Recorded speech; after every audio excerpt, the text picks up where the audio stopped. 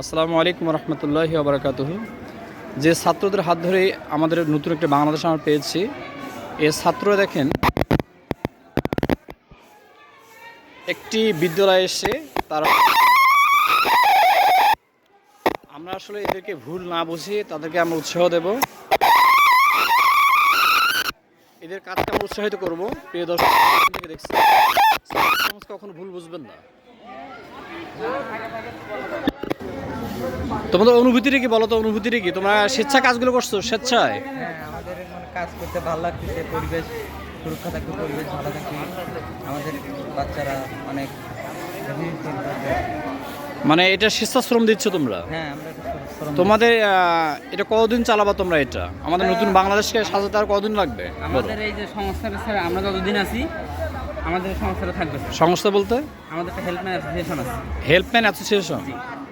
আমরা এখান থেকে কি কি ধরনের সুবিধা পাবে? এখানে হলো মানে সমাজ উন্নয়নে যা যা করা লাগে আমরা সেইটাই করতেছি।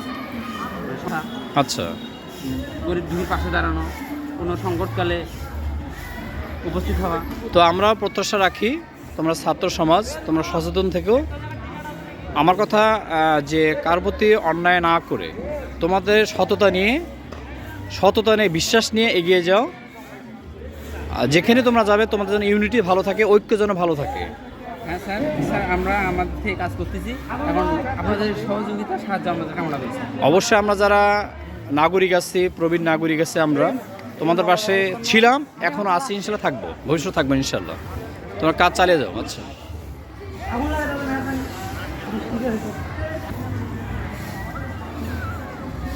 ছাত্র দেখেন আসলে নিঃস্বার্থভাবে ওরা কিন্তু আসলে পরিচ্ছন্নতার কাজগুলো চালিয়ে যাচ্ছে। আমরা সবাই সবার জায়গা থেকে ইনশাল্লাহ অবশ্যই উদ্বুদ্ধ করব এই পরিচ্ছন্ন কাজ থেকে শুরু করে সব ধরনের কর্মকাণ্ড যেন তারা সুচারুভাবে করতে পারে। ওদের জন্য এই শুভকামনা থাকবে।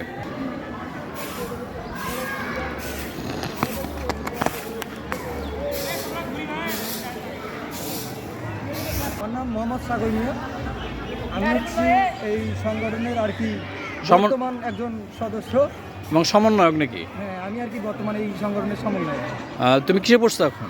আমি এখন অনার্স করতেছি ঢাকা সৌরভী কলেজ সমাজকর্ম বিভাগ।